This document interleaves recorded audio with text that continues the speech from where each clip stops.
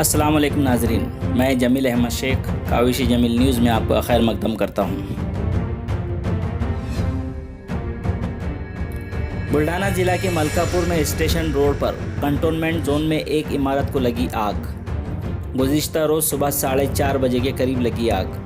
Short circuit से आग लगने का अंदाज। आग में लाखों रुपए का माल जलकर हुआ खाक। बुल्ढाना से सैयद इरफान की रिपोर्ट। बुल्ढाना जिला के मलकापुर में स्टेशन रोड पर वाक़ कंटोनमेंट जोन में गुज़िश्ता रोज़ सुबह 4:30 बजे एक इमारत को अचानक आग लग गई। ये आग शॉर्ट सर्किट से लगने का अंदाज है। इस आग में लाखों रुपए का माल जलकर खाक हो गया है। ये इमारत मलकापुर के राजेश भंसाली की बताई जा रही है। जैसे ही आग की खबर मिली, मलकापुर नगर पालिका का फायर ब्रिगेड अमला मौके पर पहुंचा। मशक्क़त के बाद फायर ब्रिगेड अमले ने आग पर काबू पाया। इमारत में मौजूद कुछ रिहायशी लोगों को महफूज तरीके से निकाला गया। आग की वजह से इमारत में धुआं फैलने से वहां रह रहे दर्शन भंसाली और उनकी मां को सांस लेने में तकलीफ शुरू हो गई थी, जिनको बगैर इलाज अस्पताल में शरीक किया गया। इस इमारत में जेठवा शू पैलेस दुकान का 5 लाख रुपए के माल के साथ सामने खड़ी 3 मोटरसाइकिल, 6 साइकिलें और फर्नीचर, ऐसे कुल 7 लाख रुपए का माल जलकर खाक हो गया।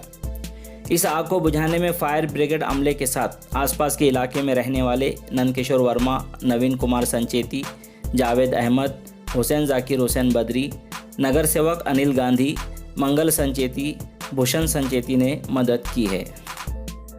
सकाळी 5:10 अनिल भाऊ गांधी नगरसेवक आणि कर्तव्य नगराध्यक्ष हरीशभाऊ रावळ यांच्या माहितीनुसार गुजरात जेठमल भंसाली स्टेशन रोड इथे मोठ्या प्रमाणात आग लागल्याची माहिती, तसेच हरीशभाऊ रावळ यांनी आदेश दिले की आग तात्काळ विझवण्यात यावी। तसेच आम्ही अग्निशमन दलासह कर्मचारी स्टॉपसह इथं पाचारण झालो आणि तात्काळ आग विझवण्याचं हे केले, परंतु इथं विद्युत वाहिन्या मोठ्या प्रमाणात हे असल्यामुळे अडचण निर्माण होती। तसेच आमचे नगरसेवक अनिल भाऊ गांधी यांनी तात्काळ MSEBला आदेश देऊन लाईन बंद करण्यात आली। नंतर आग विझवण्यात अग्निशमन दलाला यश आले। तरी आग मोठ्या प्रमाणात होती। त्यांचे 2 वाहने, मोटरसायकला, तशी 1 कार हे मोठ्या प्रमाणात नुकसान झाले आणि दरवाजे आतमधून लॉक असल्यामुळे आम्हाला थोडीशी तोडफोड करून आतमध्ये शिरावं लागलं। वर त्यांची पूर्ण फॅमिली होती, 6 ते 7 जण होती, पण त्यांना वरच्या बाजूने बाहेर काढण्यात आलं आणि दुसऱ्या बिल्डिंगवरून खाली उतरण्यात आलं। 4:30 वाजता धुवा निघत होता। काकू उठल्यानंतर बघितलं की धुवा कुठून निघून आला।